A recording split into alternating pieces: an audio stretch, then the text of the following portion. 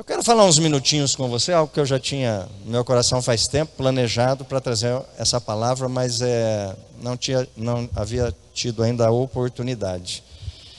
Eu tenho muita coisa aqui anotada, mas eu vou resumir o máximo que eu puder. E é uma batalha, é uma luta para a gente conseguir isso, mas eu vou tentar, tá bom? Nós vivemos num governo democrático, amém? Amém? É um governo democrático. Não é um reinado, vivemos num governo democrático. Mas eu diria que o tema da mensagem é democracia versus reino de Deus. É compatível a democracia com o reino de Deus? Jesus diz, é chegado a vós o reino dos céus. Você já parou para pensar se um governo democrático, independente se é Brasil ou não, qualquer outro país, mas um governo democrático é compatível com o reino de Deus?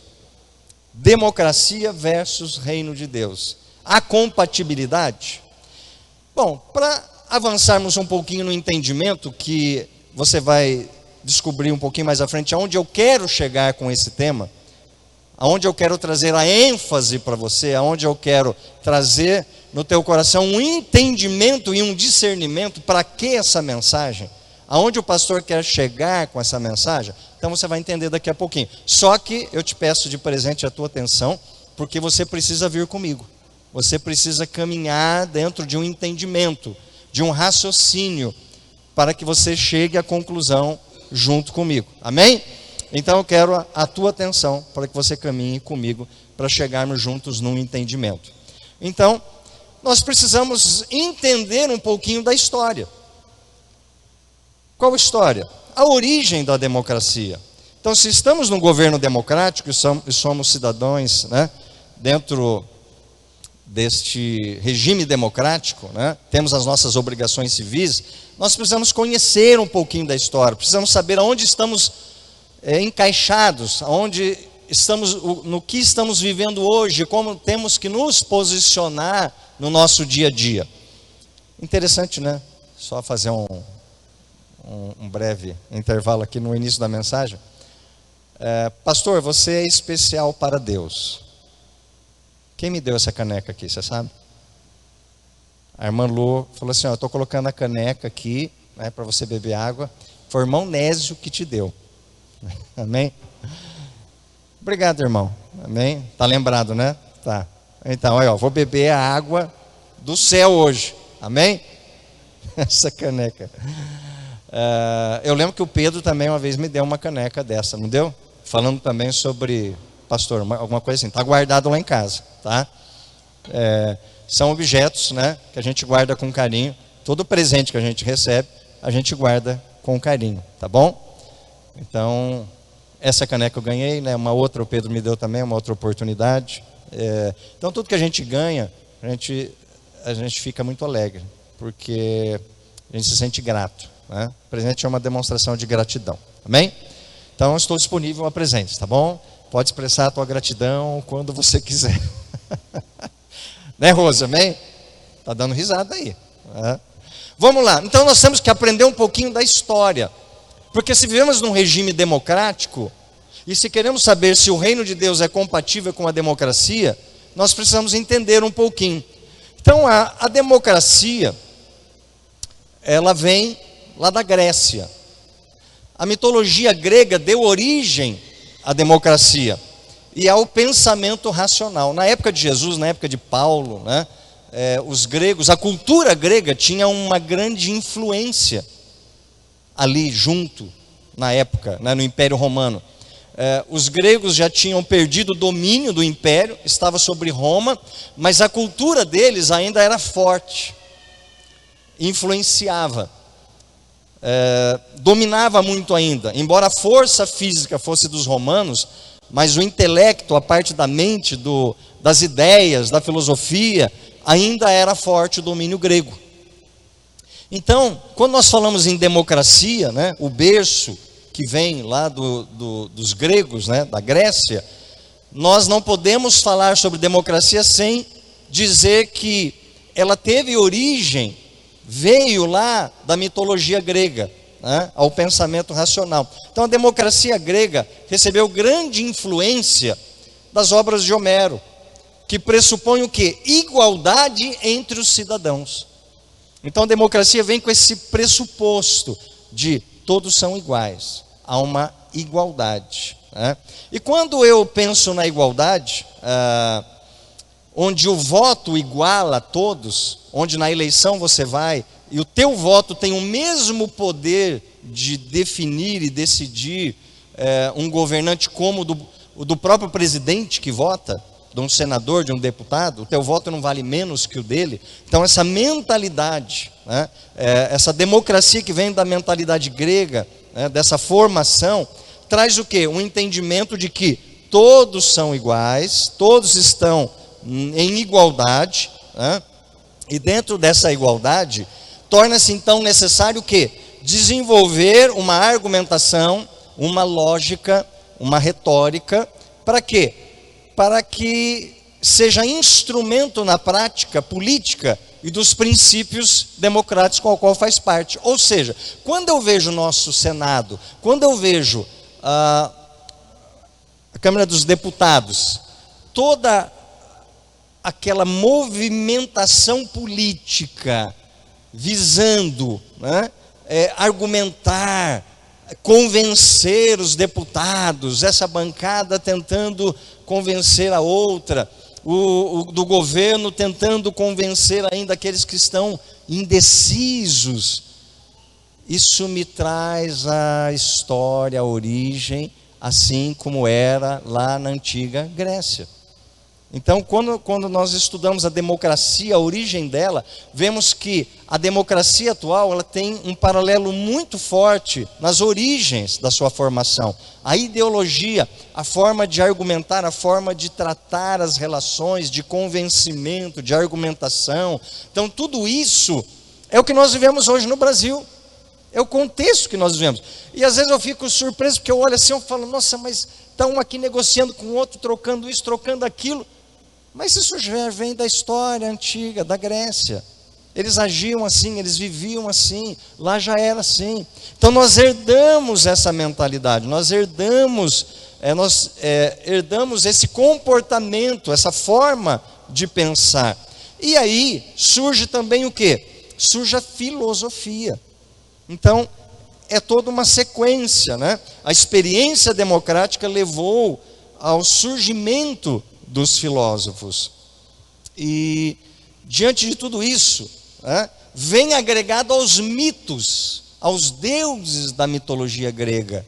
Então vem da mitologia grega, passa para a democracia, né, da democracia vem a filosofia. Então os gregos, eles tinham na época um certo saber, uma certa cultura, um certo orgulho, uma superioridade, porque eles detinham o conhecimento, eles detinham a sabedoria. Quem tinha o poder era Roma, mas os gregos, através dos seus filósofos, né, através de toda a cultura entranhada, mesmo em Roma, eles tinham o quê?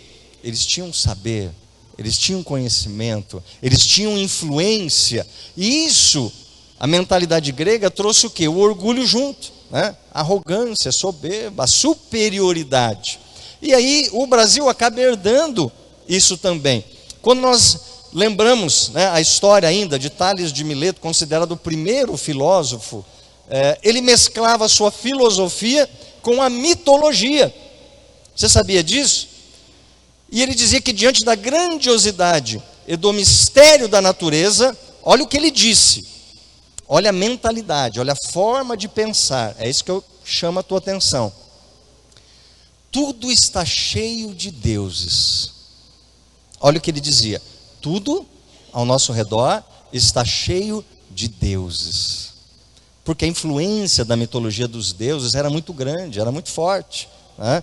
O filósofo alemão Nietzsche, que segundo a história não acreditava em Deus, e me parece que o seu pai era pastor, pelo que eu já li um livro de Nietzsche, né?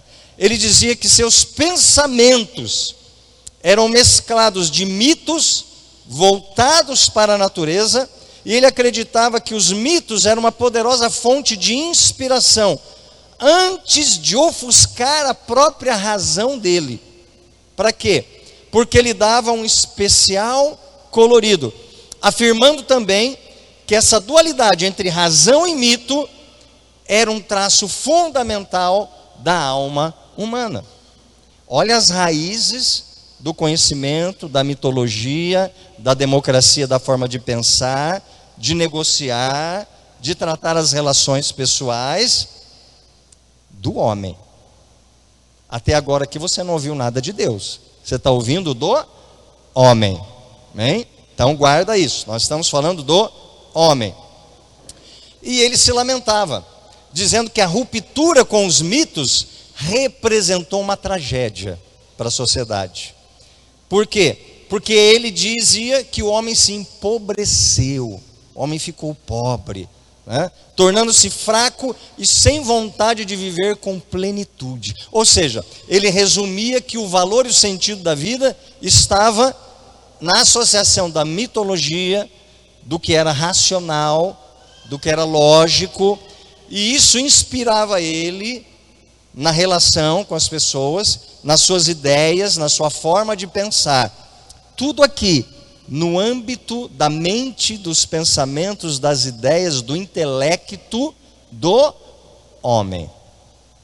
Até agora eu não vi nada de Deus. Então isso é história, tá bom? E a mitologia grega, um conjunto de crenças, né, permitiu o surgimento, como eu disse, da democracia, da filosofia e do pensamento racional, onde adentrou-se um senso de superioridade, de posição destacada, né? De autossuficiência em si mesmo. Então o homem estava se tornando autossuficiente e realizado em si mesmo, associado à crença também de muitos deuses. Até aí está comigo? Amém? Então, justamente, né, a Grécia, por ter sido berço da democracia, é que ela deu origem nessa sequência aos primeiros filósofos. Então, diante dessa civilização ocidental, nasceu em uma sociedade, nasceu no berço de uma sociedade baseada na mitologia. Não foi mera coincidência, né? Foi desenvolvido isso. Então a mitologia grega era a religião oficial das cidades do estado da Grécia antiga. Estava enraizada na Grécia. Que vem a democracia, que vem a filosofia e todo esse entendimento humano. Humano, é isso que eu quero que você grave. Toda uma sequência de um entendimento humano. Tá bom? Só para ressalvar, havia algo que os gregos, eles, na época um pouco diferente do nosso entendimento hoje, dentro da democracia, é que os escravos, as mulheres e os estrangeiros e os menores de 18 anos não poderiam participar das questões políticas do seu tempo. Então hoje, pelo menos nisso, melhorou muita coisa, né? Já se adentrou com uma mentalidade diferente e que trouxe alguns benefícios, tá? Mas pulando lá das origens, pulando lá da história, quando falamos atualmente, agora numa segunda etapa, num segundo ponto importante do que estamos expondo aqui para você entender. Quando falamos agora da nossa democracia, nós vimos a origem da democracia. Quando falamos agora da democracia, né, o que mais importa no regime democrático? O que mais importa no regime democrático? Você sabe? É a manifestação da vontade do povo. Então, democracia é um governo, a etimologia da palavra, a origem, é um governo do povo, para o povo e pelo povo. Então o objetivo é governar, liderar, com base no que o povo deseja. O povo queria diretas já. Então houve o quê? Um posicionamento democrático para que o povo manifestasse os seus governantes e a escolha deles. Mas eu te pergunto, quando o povo escolhe, quando a maioria escolhe, será que toda escolha da maioria, toda escolha que emana do povo, é uma escolha boa? Sempre vai ser boa? Nem sempre. Às vezes pode ser boa e às vezes pode ser péssima. Um mau governo que o povo escolhe. Quem escolhe um mau governo? O povo. A democracia dá o direito ao povo escolher quem vai governar sobre ele. Só que quando o povo escolhe um mau governante, o povo geme, o povo sofre. Então, até que ponto a democracia é boa? Se ela acertar, ela foi boa. Se o povo errar, ela trouxe consequências sérias do povo. E nós vemos no Brasil o quanto sofremos por escolhas erradas. Então, na democracia, o que importa é manifestar a vontade do povo, é discutir, é decidir o que a maioria entende por certo ou errado. Presta atenção, tem uma diferença aqui. Uma coisa é nós discutirmos um assunto e você ter a tua opinião como um cidadão e eu ter a minha. Outra coisa é o ato de decidir o que será feito. Então, eu não estou dizendo que a discussão de qualquer assunto não é válida, não é permitida e não é boa. A questão é, as decisões tomadas num regime democrático serão necessariamente boas? Não necessariamente. Podem ser decisões tomadas pelo povo, pela maioria, que elege governantes, que não corresponde ao que o povo gostaria. Ou às vezes corresponde, mas não era o melhor para o povo, mesmo o povo sem entender. Então isso é o regime que nós vivemos, é um regime democrático. Você quer ver um exemplo de democracia na Bíblia? Abra sua Bíblia em Mateus 27. Eu vou te dar um exemplo de democracia na Bíblia. Mateus 27. Ah, pastor, tem democracia na Bíblia? Tem. Paulo viveu sobre um regime ali dos gregos, né? O berço da democracia, da filosofia. E na época de Jesus você vai ver aqui a democracia dirigindo ali uma situação muito importante. Em Mateus 27.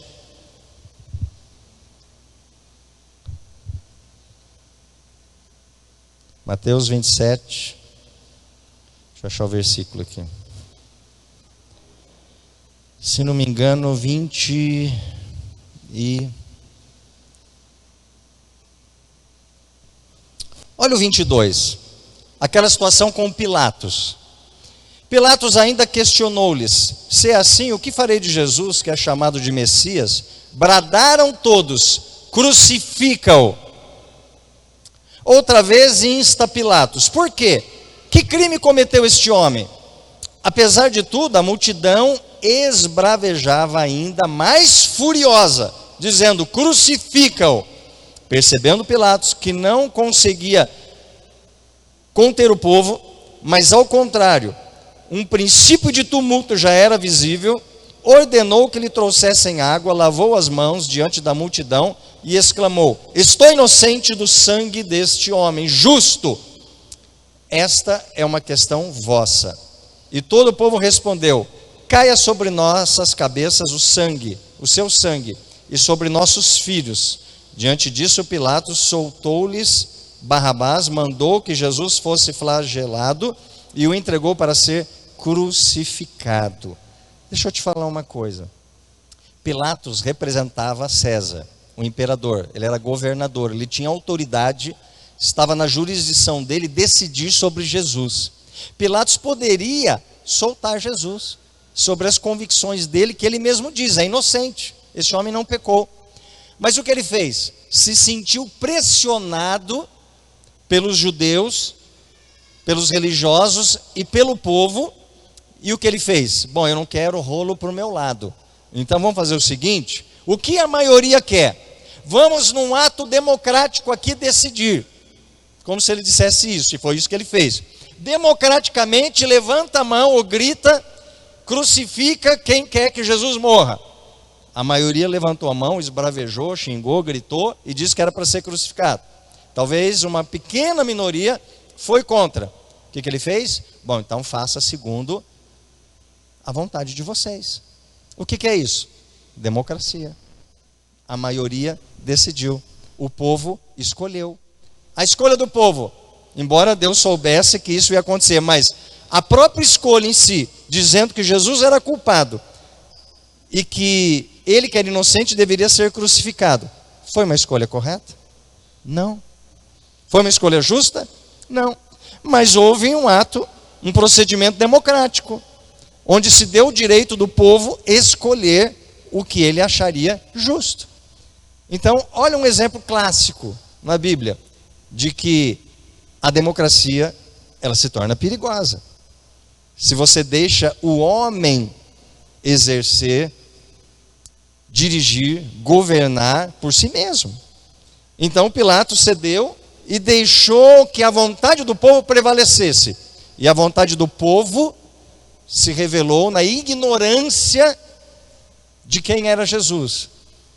E disse, crucifica, porque ele não é inocente, ele tem que morrer. Então esse é um exemplo de democracia no próprio julgamento de Jesus. Então este governo do povo, para o povo, ai que lindo o país, o Brasil é um país democrático. Dentro da democracia, veja quantos corruptos foram para a cadeia. Veja quanta gente desempregada no Brasil. Veja a situação econômica do Brasil nos últimos anos, como tem sofrido um desgaste num país que é rico. Fruto da democracia. Mas decisões erradas, governantes errados, e que dentro dessa democracia o povo geme e o povo sofre. Mas você vai ver que o reino de Deus é diferente. Então, democracia, você é dono das coisas. Na democracia, Faraó pensava que ele era dono de tudo. Lembra de Faraó? Faraó achava que ele era dono de tudo. E Deus vem, transfere as riquezas do Egito e dá para o povo antes do povo sair da terra da escravidão. Na democracia, a soberania é exercida pelos governantes, eleitos pelo povo. Se a democracia é o governo do povo, pelo povo e para o povo, muitos líderes cristãos têm feito da igreja, presta atenção, isso você precisa gravar. Muitos líderes cristãos têm criado um evangelho do homem. Ou seja, esta igreja é o evangelho do homem, para o homem e pelo homem. Aqui é a vontade do homem. Aqui você decide. Aqui você manda. Aqui você escolhe. Não é o evangelho da renúncia, não é o evangelho da cruz, não é o evangelho que Deus manda, que Deus decide, que Deus governa. Não.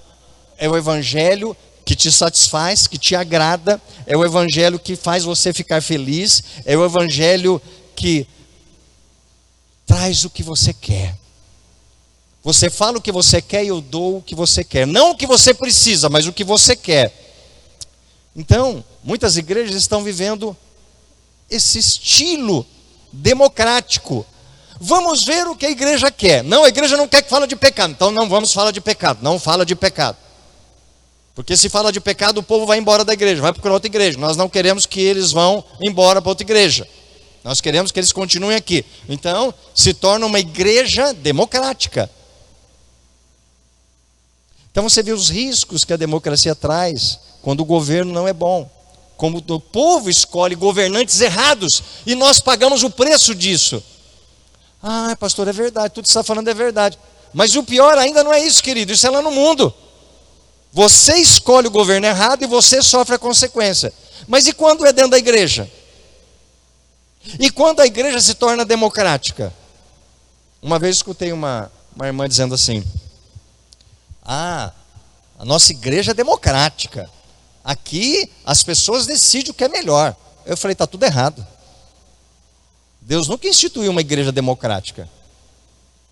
Deus instituiu um governo teocrático, onde Deus é o governante. E eu provo isso para você na Bíblia. Na Bíblia é teocracia, é governo de Deus, não é governo do homem. Democracia é governo do homem, o homem escolhe, o homem decide, o homem faz as escolhas dele, sofre as consequências, é do homem, pelo homem, para o homem, tudo em função do homem. Isso é democracia. O que o Bolsonaro está tentando fazer dentro de um regime democrático? O que ele está tentando fazer? Ele está colocando Deus no governo, pelo menos está tentando. Até onde ele vai conseguir, não sei. Mas ele está tentando instituir uma liderança divina no governo dele. Ele está tentando levar as pessoas a crer que ele não é suficiente para governar. Ele precisa que Deus o instrua para que ele possa governar. Então ele está tentando colocar Deus dentro da democracia, na teocracia. Ou seja, instituir um governo divino através da vida dele, do governo dele, para o povo que o elegeu. É o que ele está tentando fazer. Então, como eu disse, na igreja hoje, infelizmente, muitas igrejas, né, é o evangelho do homem. Jesus não é mais o centro. Como o Dudu esse tempo disse para mim, né, pastor, não estão cantando mais sobre Jesus, não estão colocando Jesus no centro. Tudo é para o homem. Estão cantando para o homem ser feliz, para o homem estar bem, para o homem ganhar dinheiro, para o homem se dar bem, para ele sair contente, né? Para tudo, é tudo para satisfazer o homem. Não tem mais louvor, ou melhor, aqui tem, graças a Deus. Mas você vê em muitos lugares, querido, que o louvor, o foco é você. É ou não é, Vitor? É você. Eu tenho que satisfazer os teus desejos, eu tenho que satisfazer as tuas vontades. Eu tenho que fazer você feliz. Não tem um evangelho de renúncia, não tem um evangelho de sacrifício, não tem que falar sobre pecado, não tem que falar sobre arrependimento, não tem que falar sobre mudança de vida. Não, isso o povo não quer saber não, pastor. Isso afasta as pessoas. Democraticamente nós decidimos que o objetivo é do homem para o homem e para a felicidade do homem. E vamos trabalhar em cima disso. Eu sinto muito, mas graças a Deus que aqui não é assim. Aqui é um governo teocrático. Ouve-se a voz de Deus e transmite a direção do Espírito. Amém? Essa é a vontade de Deus.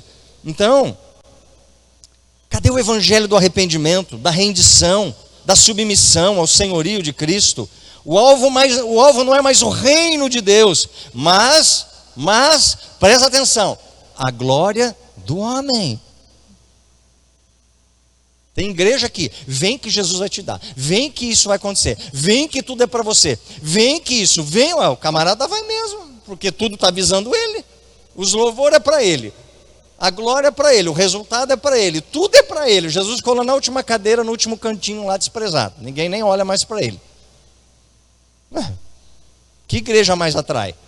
Essa igreja democrática, onde os líderes decidem que o objetivo é fazer o homem feliz, é deixar ele realizado e satisfeito. Então, esse regime democrático dentro da igreja nunca foi e nunca será a vontade de Deus para as nossas vidas. Amém? Então não funciona assim. E qual era a vontade de Deus para o homem na teocracia? Lá no Antigo Testamento, nós vemos que desde o princípio, lá na criação, Deus deu o governo deste mundo. Em Gênesis 1:28, Ele deu para quem? Para o homem. Você vai governar sobre todas as coisas. Eu vou te governar e você governa sobre a criação. Governo de Deus, centralizado no homem, para que ele governasse. Deu sabedoria.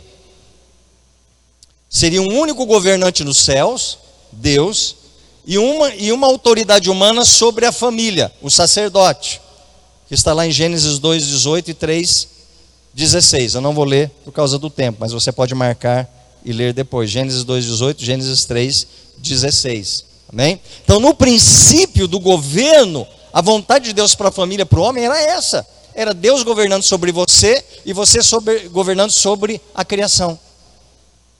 Teocracia, não era democracia. Nunca foi. Deus nunca instituiu a democracia para o homem. Ele instituiu o governo dele, a teocracia. Tá? Então a teocracia tinha sido criada, né, por Deus. Depois você vê lá em Moisés liderando o povo como seu porta-voz e mediador entre Deus e os homens. Era o governo de Deus sobre um povo através de um líder escolhido por Deus para ser mediador das pessoas. Depois você vê essa época aí dos juízes. Entra líderes, homens que iriam julgar o povo de Israel, tomar decisões e que recebia a instrução, a orientação e a sabedoria de Deus para governar o homem. Está vendo democracia aí? Você viu democracia aqui em Moisés? Você vê democracia em Moisés? Não. Você vê Moisés escolhido por Deus com sabedoria para ouvir o seu Senhor e liderar o povo e trazer correção, instrução e ajuste para o povo. Você não vê democracia no Antigo Testamento. Você vê teocracia. Você vê Deus governando através de homens instituídos por Ele, juízes, para governar. Você não vê democracia. Mas aí um pouco mais à frente, né? Nós vemos que o povo insatisfeito porque Samuel, os seus filhos, o último juiz de Israel, os seus filhos se corrompem, Samuel não consegue centrar os filhos dele. E aí, você abre lá em 1 Samuel 8, foi a brecha, né, que o povo deu, que os filhos de Samuel, o último juiz, deu, para que o povo reivindicasse aquilo que na realidade já estava no coração deles, né? No fundo eles não queriam Deus governando sobre eles.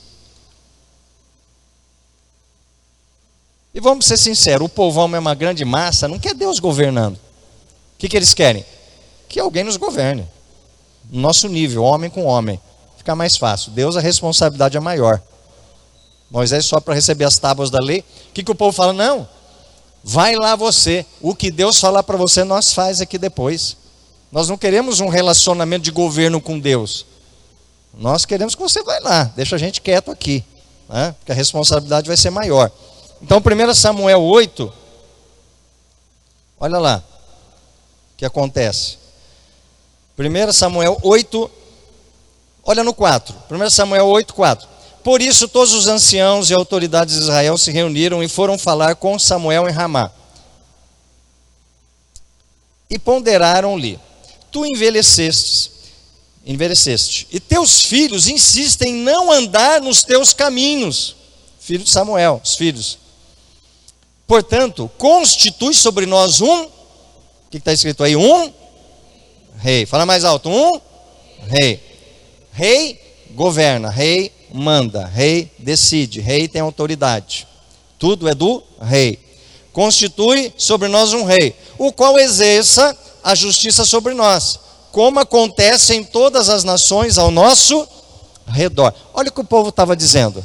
Olha, você já está velho, você fez a tua parte, os teus filhos se corromperam, não está dando bom exemplo para nós, não está governando como deveria governar, e esse sistema de governo que Deus instituiu já não está dando mais certo. Nós estamos olhando aqui para as outras nações pagãs, aquelas que não têm o nosso Deus, e a gente quer ter um governante como eles têm.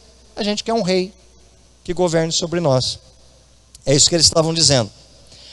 No verso 6, no entanto, essa expressão, constitui sobre nós um rei, o qual exerça justiça sobre nós, causou um profundo desgosto ao coração de Samuel.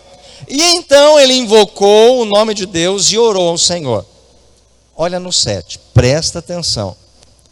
O Senhor Deus então lhe respondeu em seguida: atende, pois a tudo que este povo te pede, porquanto não é a ti, Samuel, que eles rejeitam, mas sim a minha própria pessoa, porque não desejam mais que eu reine sobre eles. É forte, hein? Fala para o teu irmão, é forte, é profundo. O que o povo de Israel queria? Eu não quero que Deus me governe mais, através dos líderes dele. Então Deus estava dizendo: filho, Aquieta o teu coração. Não se entristece, não. Não é a você que eles estão rejeitando. Eles estão me rejeitando como rei. Eles não querem que eu continue sendo o rei deles. Triste, né? Imagina o coração de Deus ferido, sabendo que os seus filhos não queriam mais que ele governasse sobre a vida deles, desejando que eles fossem governados por uma mente humana pequena, muito ínfima. O que eles queriam? Sair do domínio de Deus, da sabedoria do governo, da autoridade, do controle, da suficiência de Deus, e ir por uma sabedoria humana, falha, imperfeita, decaída do pecado. Olha a mentalidade desse povo. E aí, no 7, Deus disse: deixa, dá um rei para eles, né? Porque não é a ti que eles rejeitam, mas sim a minha própria pessoa, porque não desejam mais que eu reine sobre eles. Triste, muito triste. Você quer que Deus reine sobre a sua vida? Você quer que Deus continue reinando sobre a sua vida? Você quer que Deus use pessoas de autoridade constituída por Ele para ser instrumento dEle, do governo dEle, do reinado dEle sobre a sua vida? Eu admiro, tem gente que diz assim: pastor, é o seguinte. Não, nem fala pastor, né? Fala para outro irmão, porque pastor ele não fala. Para o pastor ele não fala. Eu sigo a Deus, eu obedeço a Deus, eu faço a vontade de Deus. É Deus na terra, é Deus no céu, é Deus na minha vida, é tudo é Deus, porque eu obedeço a Deus. Aí você fala assim: mas quem que é teu líder? Quem que se obedece na terra? Quem que é o juiz que Deus instituiu sobre a tua vida? Quem que é o governante, como no antigo Israel, que Deus usou para liderar a sua vida? Não tem ninguém, é eu e Deus. Eu e Deus estou bem. Que conversa mais fiada é essa? Que conversa mais fiada é essa?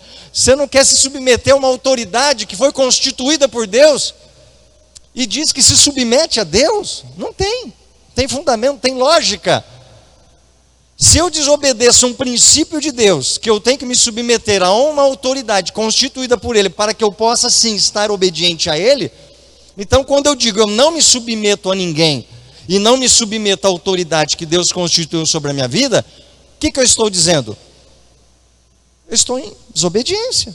E eu vou dizer que eu estou bem com Deus? Não, não estou bem com Deus. O primeiro fator que você descobre em alguém que não está bem com Deus, por mais que ela diga que está, e você prova na Bíblia que ela não está, que ela está em pecado, ela está em desobediência. Porque se você não obedece, não se submete às autoridades que foram constituídas por Ele sobre a tua vida, como que você vai estar bem com Deus?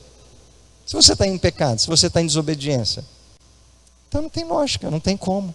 Então como eu vejo que uma pessoa está centrada, que ela está obediente a Deus? Quando ela segue os princípios de Deus. Quando ela obedece, se submete às autoridades constituídas por Deus.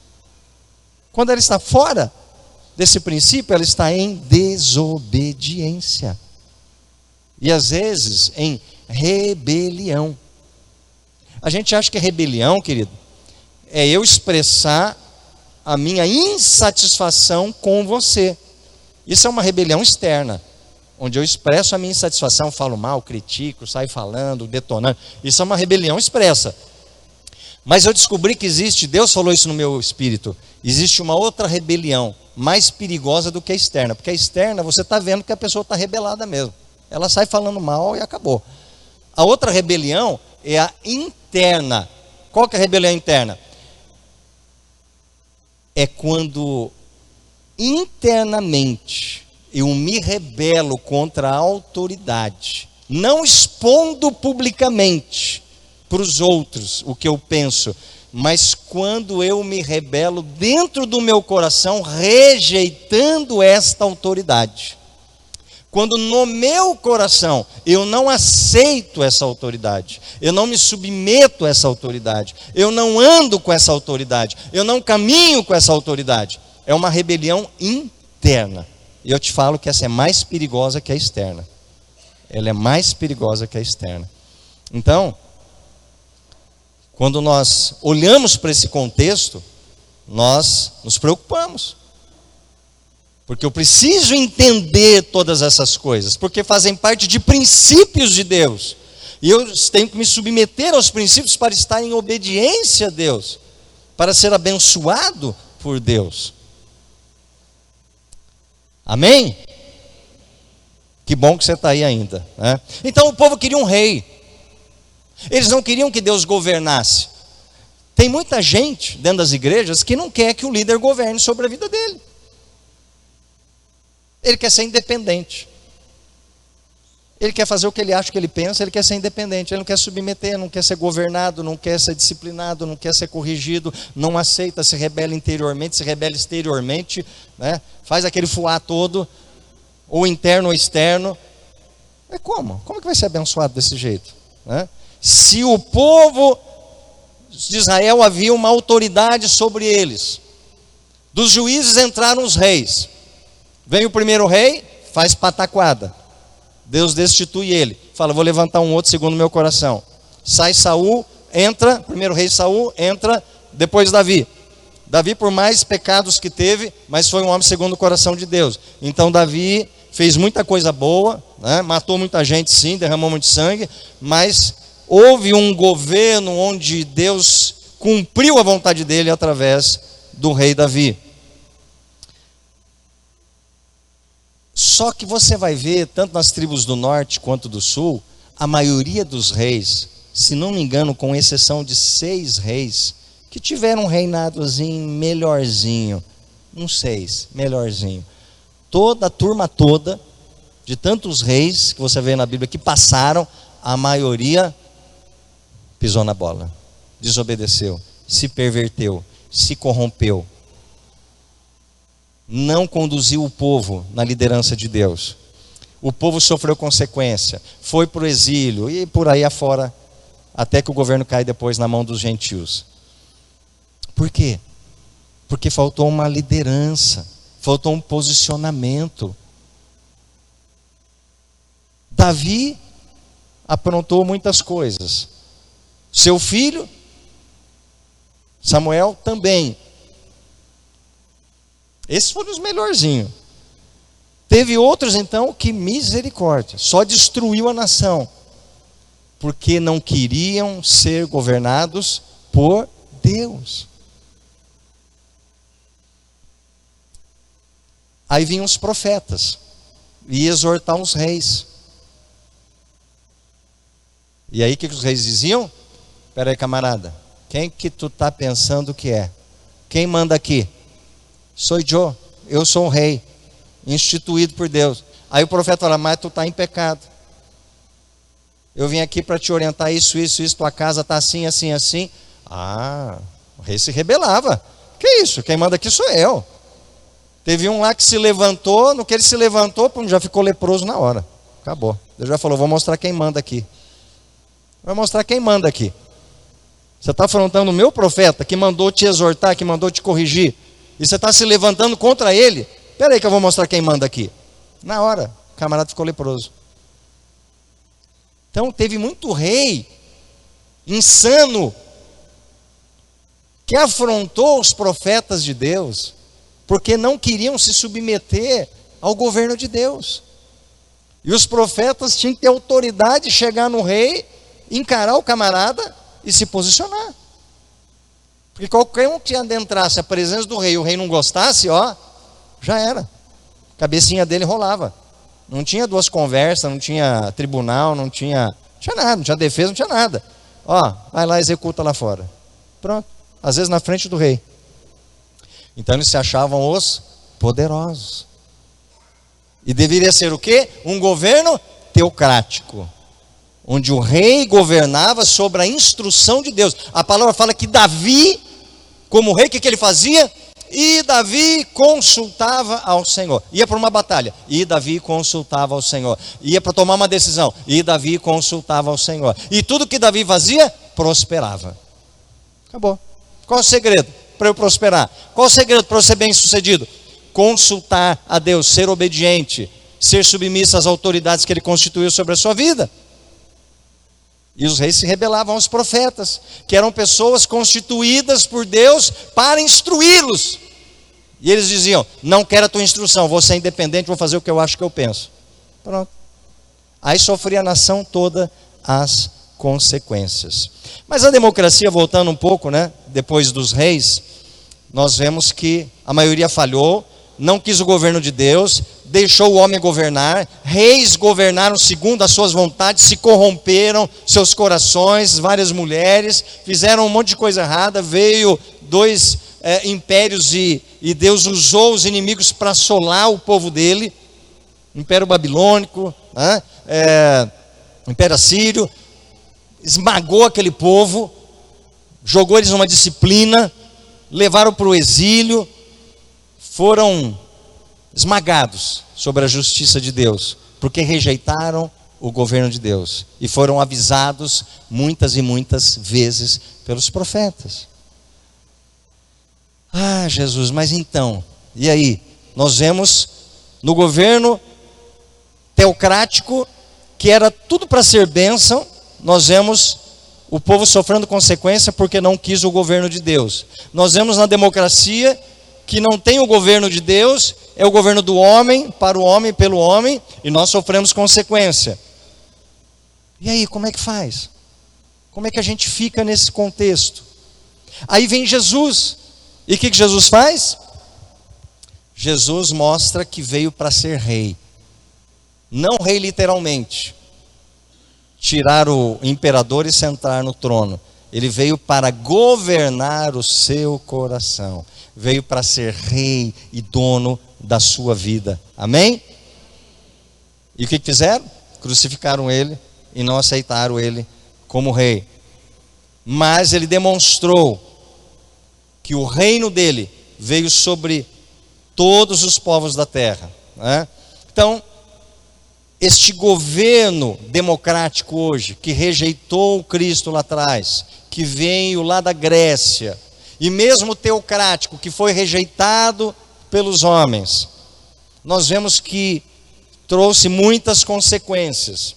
E quando nós olhamos o governo democrático hoje, o governo democrático é um governo laico. O Estado não se envolve com a religião, o Estado não toma partido. O Estado não tem escolha. Espera aí, se eu aprendo na palavra que eu preciso estar submetido a um governo de Deus, então Deus não entra nessa escolha? Deus não faz parte das decisões civis e governamentais? Ele não é consultado como Davi consultava? Então que governo é esse onde Deus não pode ser consultado? Que governo é esse onde Deus não tem que ser o primeiro? Aí você já vê que é um governo do homem. O Estado não se envolve com religião. Eu também não quero, não, Estado com religião não. Eu queria um Estado envolvido com Deus, não com religião. Mas não pode. Não pode. Então, eu tenho que orar muito pelo governo ao qual eu estou. Porque é um governo onde não baseia as suas decisões em Deus. Se baseia na democracia de origem grega, do homem, pelo homem e para o homem. Pastor, então eu estou concluindo que eu tenho que orar muito por essa nação. É verdade, você tem que orar muito pelo Brasil, porque você não está num governo onde todos os governantes lá em cima estão submissos a uma direção de Deus. Não, eles estão como na mentalidade grega antiga, conchavos, articulações, troca daqui, troca dali. Para quê? Para tomar as melhores decisões que eles entendem ser a melhor, mas que nem sempre, ou na maioria das vezes, não é a melhor para o povo. Amém? Para finalizar, o reino de Deus não é um reino democrático. Jesus não veio instituir um reino democrático, ele veio instituir um reino teocrático, onde o pai dele governaria. O reino de Deus não é relativo, o reino de Deus é absoluto. Ou é ou não é. Acabou. É difícil a gente entender o reino de Deus com a nossa mentalidade grega, democrática. É difícil entender o reino de Deus com a mentalidade democrática. Por quê? Porque é um reino, é diferente da democracia. No reino de Deus, querido, ele não está sujeito a plebiscito. Irmãos, vamos fazer um plebiscito aqui, porque nós somos uma igreja democrática, né? Nós decidimos o que é melhor para nós, e aí durante o ano nós temos uns 5 plebiscitos, vamos ver sobre isso, aí o povo vê o que ele quer. Então o povo, a maioria decidiu isso, vamos fazer isso. Não, o reino de Deus não tem plebiscito, no sentido de, isso então não é mais pecado, então todo mundo pode fazer, não é mais pecado. A igreja decidiu que isso não é mais pecado. Agora aquilo ali, então agora vai ser assim. Não, mas não importa o que a Bíblia diz, princípio de Deus, não. É o que o povo decide. Isso é para a democracia, não para o reino de Deus. Nós temos que tirar nossa mentalidade democrática e colocar uma mentalidade submissa a um reino onde tem um rei, rei dos reis, que governa, que é dono de tudo, e que eu e você não somos dono de nada, nós somos mordomos. Amém? Está conseguindo entender onde eu quero chegar? Está conseguindo pegar onde eu quero chegar? Então o governo de Deus, o reino de Deus, não tem, vamos fazer uma eleição para que a gente decida aqui o que a gente vai crer ou não crer na Bíblia. Não, não tem isso. Não existe isso no governo de Deus, no reino de Deus. No reino de Deus não tem relativismo. Não, o que é para você pecado pode não ser para mim. O que a Bíblia diz para você é, para mim não é. Não existe isso. O que é e acabou. Não tem negociata, não tem negociação com princípios de Deus, não é democracia. Não é articulação para conseguir um objetivo, não é convencimento humano. Não, é revelação da palavra, cumprimento, obediência, submissão. E acabou. É reino, é governo de Deus sobre a tua vida. Amém? O governo de Deus não é do povo. Deus é brasileiro. Acho que foi Pelé que uma vez disse isso. Não, Deus não é brasileiro. Deus é um Deus que quer alcançar todos. A voz do povo é a voz de Deus. Não falaram isso daí? Muito tempo atrás, ficou um chavão, né? A voz do povo é a voz de Deus. Que voz de povo é a voz de Deus? Voz do povo é a voz de Deus. Onde você viu isso na Bíblia? Quem mais deu trabalho para Deus é o povo. O próprio povo dele deu trabalho, aí vai dizer que a voz do povo é a voz. Vamos fazer um bezerro de ouro. Foi a voz do povo, não foi? A voz do povo é a voz de Deus. Vamos fazer bezerro, vamos adorar outros deuses, vamos criar deuses para nós. É a voz do povo. Que conversa fiada dessa, que voz do povo é a voz de Deus? Eu tenho que ouvir a voz do Espírito, eu tenho que ouvir a voz de Deus, para saber que neste reino é a voz dele que tem que ecoar no meu coração, não é a voz do homem. Eu sou o primeiro aqui para te dar o direito e a autoridade, que se eu falar besteira aqui, se eu falar qualquer heresia aqui, você tem todo o direito de no particular me chamar e falar: pastor, você está falando uns negócios aí que não está na Bíblia não, hein? Isso aí é heresia, vamos conversar melhor aí, talvez você não está entendendo direito isso aí. Acabou, porque não sou eu que decido, não sou eu que mando. Eu tenho que procurar interpretar as Escrituras, ouvir a voz do Espírito de Deus, para te aconselhar, te orientar e te instruir, porque fui instituído sobre a tua vida para governar, liderar você nessa terra, para ser teu pai espiritual.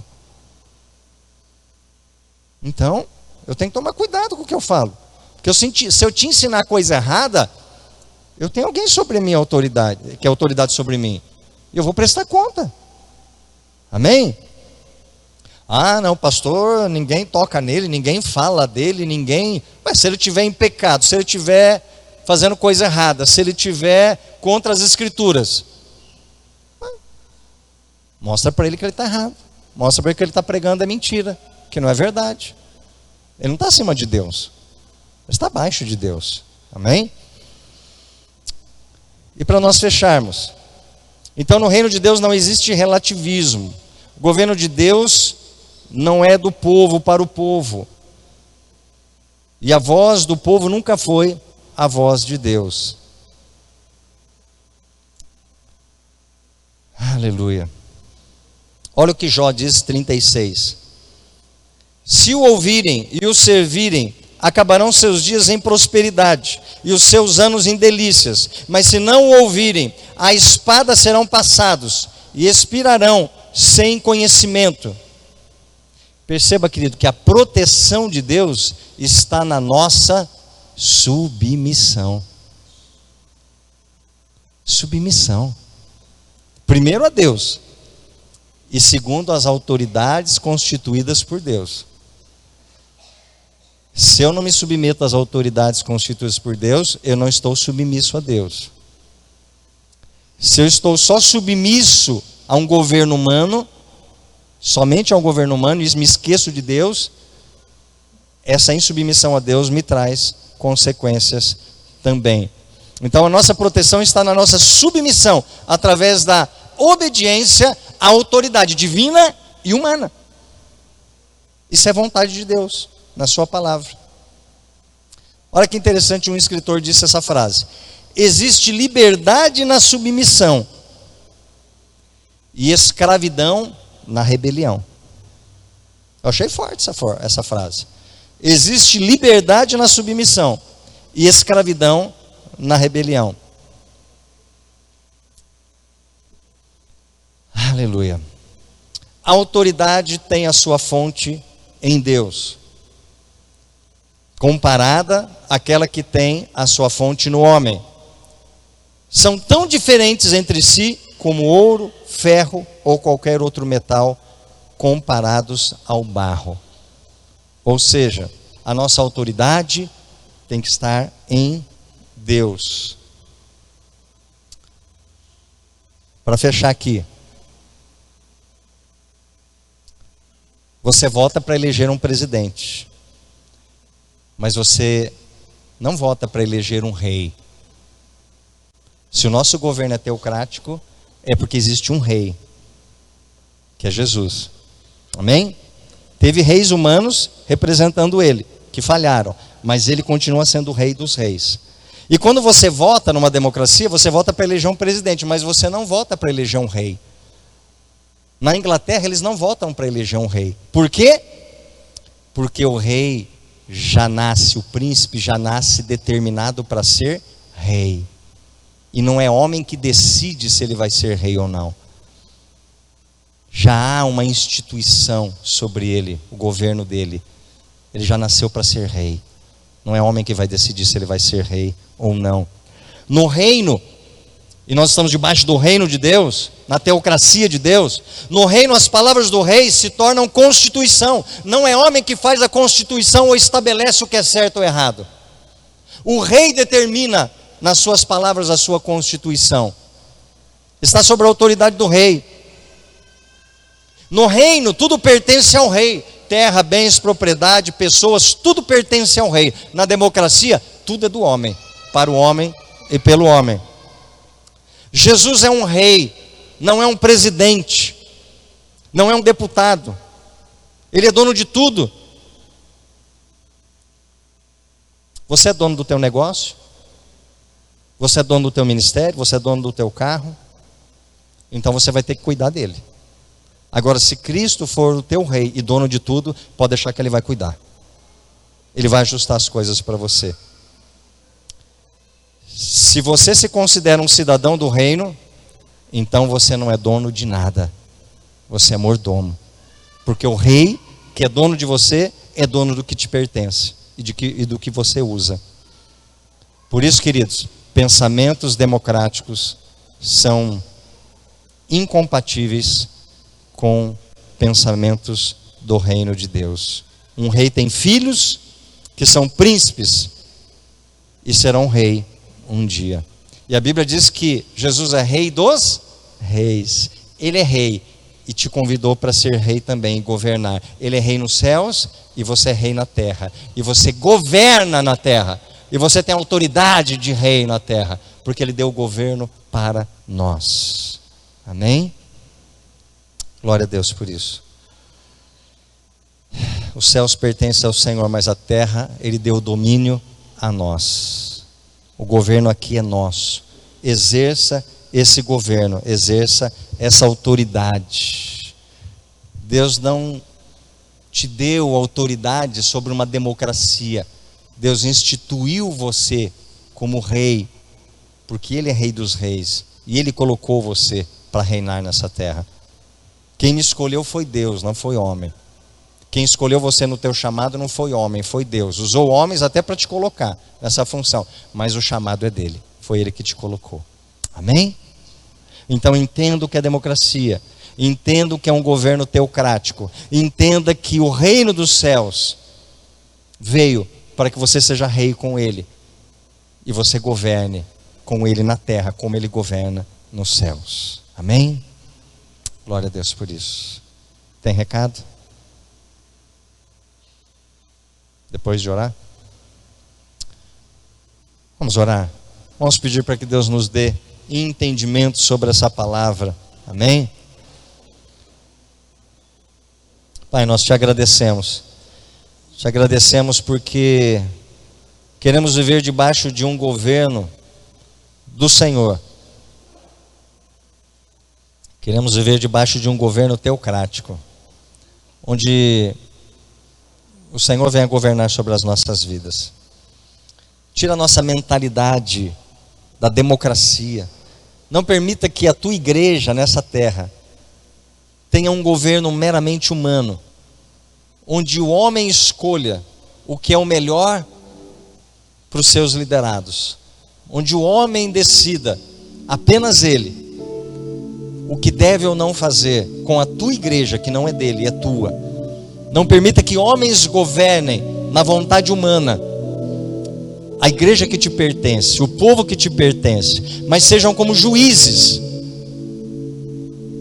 como mentores, como pais espirituais, com autoridade do teu espírito, para governar, liderar, instruir, educar o teu povo, ouvindo a tua voz, sendo sensível à voz do teu espírito, porque eles também prestarão conta de cada vida que o Senhor colocou para liderar. Que o nosso governo nessa terra seja um governo conectado com os céus. Ajude o nosso presidente a governar esta nação, buscando como Davi buscou, sabedoria do alto. É o que nós te pedimos e te agradecemos nessa noite, em nome de Jesus. Amém. Amém, queridos? Glória a Deus. Pode se assentar um minutinho. 9 horas.